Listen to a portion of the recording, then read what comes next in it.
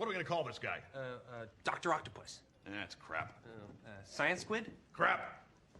Doctor Strange. That's pretty good. I didn't think I would be making a video on one of these movies ever again. I don't think I'm alone in saying that I'm pretty tired of these MCU movies. They come out way too much, way too fast, and most of them have pretty much the same formula. Characters making cringe one-liners and then having a big CG battle with a pretty forgettable villain at the end.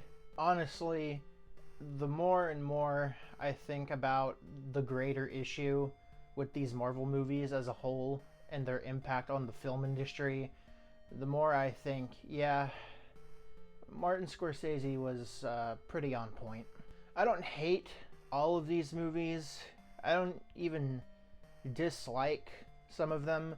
I do rewatch the Tom Holland Spider-Man movies every now and then because I really enjoy those movies, because I think the MCU style humor works for like a teen superhero comedy pretty well.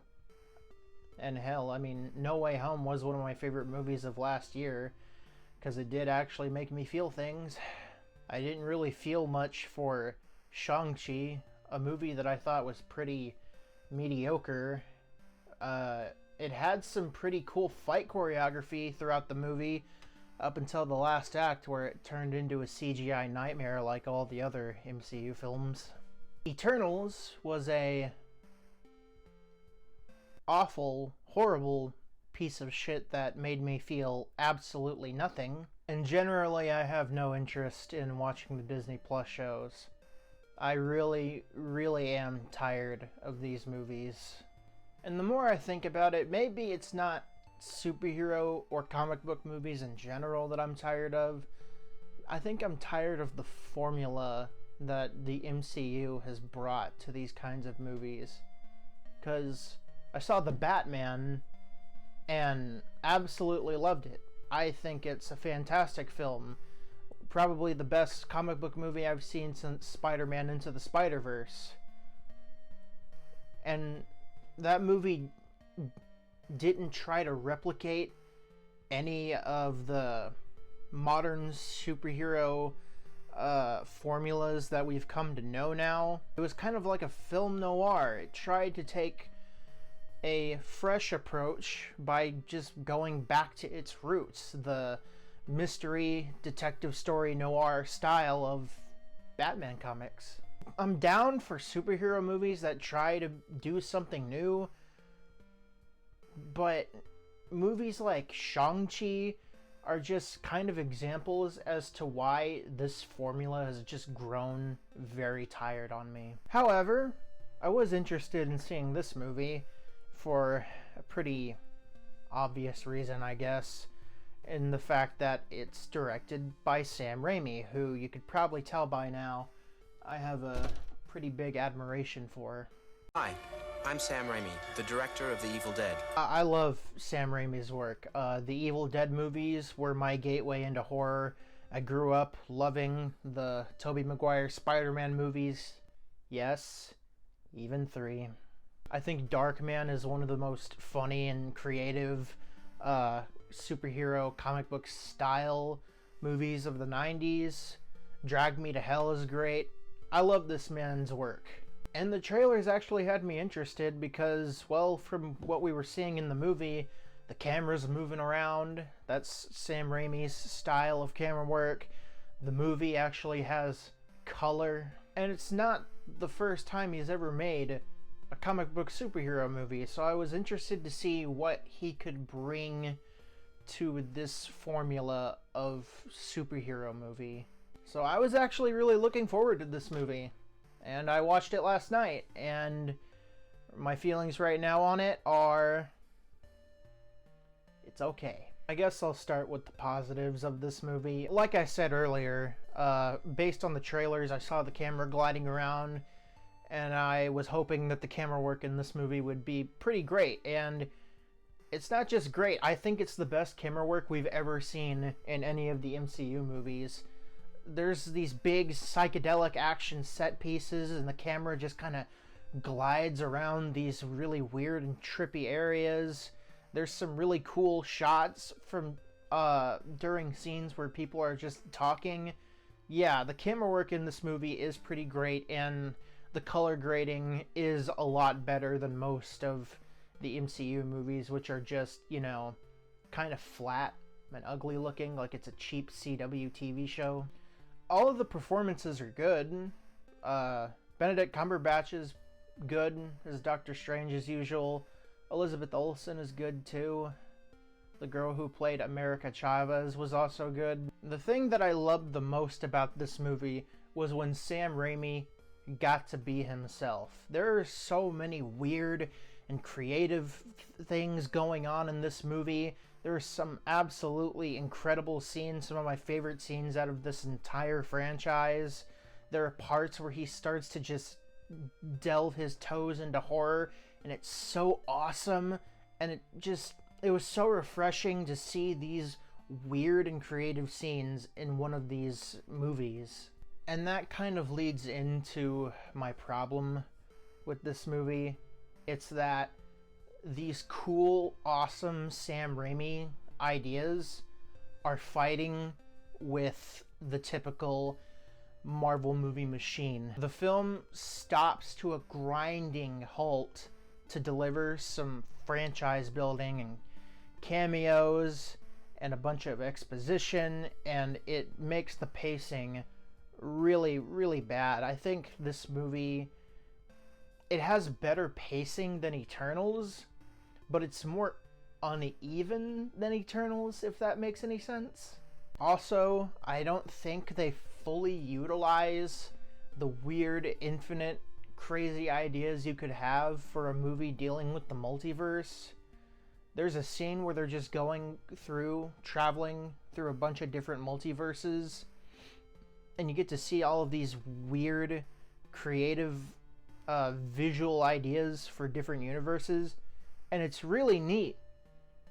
But the two universes you end up in are just New York, but with a bunch of flowers everywhere, and a depressing dark void. There are some cute moments in these universes, like in one of them, Doctor Strange tries to cross the street, and so he goes on green, but he almost gets hit by a car because in this universe, red means go. That was kind of cute. There was also this moment where America Chavez, like, while Strange is distracted, goes to go get pizza, and she comes back, and Strange is like, "How did you get that?" And she says, "I didn't pay for it. Food is free in all other universes. I don't know why you guys don't do it."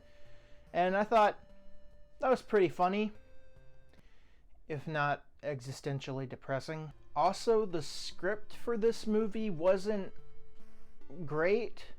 Like, when I see one of these movies, I'm not expecting, like, a Paul Schrader screenplay or whatever, but, I mean, it is really, really messy, and character motivations are pretty shallow, so it's hard to really get invested in their story, and it just makes the pacing worse for me. Alright, I should probably talk about spoilers now, so skip to whatever time frame I have up on the screen. Alright, make sure everybody leaves the room if you really don't want to hear about the spoilers in this movie. Make sure everybody's gone, okay? Ready? 3, 2, 1, here we go. Bruce motherfucking Campbell shows up. Yeah, this is the only reason why I showed up to see the movie, actually. He's a food cart vendor, and Doctor Strange puts a spell on him that makes him start attacking himself, and it looks just like the scene out of Evil Dead 2. That is awesome. I love you, Bruce Campbell. Hail to the fucking king, baby! Oh yeah, and Patrick Stewart shows up. But if you saw the trailers, you probably already knew that. Agent Carter shows up. I guess she I guess this version of hers from the What If show. I didn't watch it. Reed Richards from the Fantastic Four shows up, played by John Krasinski, which, again, that was nice, I guess. I'd like to see a Fantastic Four movie that's not a steaming pile of shit for once. One of the Inhumans shows up. Yeah. Remember that fucking atrocity? Yeah, none of these cameos really did anything for me personally. And the post-credit scene after this with Charlize Theron was really... there was something really awkward about it. It felt very rushed and reshooty. I don't know. I wasn't on the film set, but something felt really weird about that scene. The scene after that with Bruce Campbell, yes, that was a banger. That was cinema. A lot of people are pretty upset that this movie doesn't have a lot of cameos, probably because they were expecting more after Spider-Man No Way Home, and they didn't get a whole lot of cameos from this movie. And to that I say, quit bitching, please. This film has a lot more problems than its cameos, and it's got more strengths other than its cameos. Especially since a lot of these rumors of cameos that were spread around were never confirmed. They were made up by fans. You guys played yourselves. There's also something I'd like to rant about a bit regarding a certain controversy around this movie in regards to its violence. I'm sorry if I come off as a bit of an asshole here, and feel free to disagree with me, but I gotta talk about this a bit. A lot of people have been talking about how gory this movie was, and I was apprehensive because I didn't think this movie would be that, violent. And when I saw the movie, I left the theater feeling the exact same way. Don't get me wrong, there is some pretty gnarly stuff in here, especially for the MCU, but I don't know, nothing that would scar me if I was a kid. A lot of people are saying this movie should be rated R, and to that I say, what the fuck? It's not even that gratuitous or violent to receive an R rating. It's not even consistently scary enough to receive an R rating. Honestly, it's really weird because the PG movies that most of us grew up with from the 70s and 80s were a whole lot darker than this.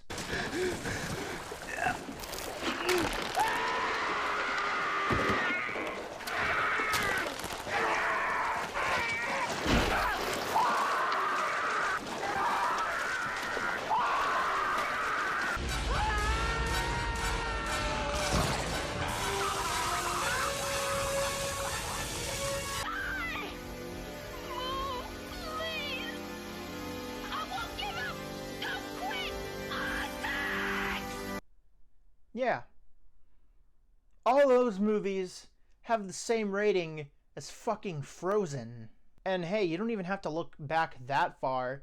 There have been some movies that are rated PG in the last 10 plus years that have tried to push the limits of a PG rating.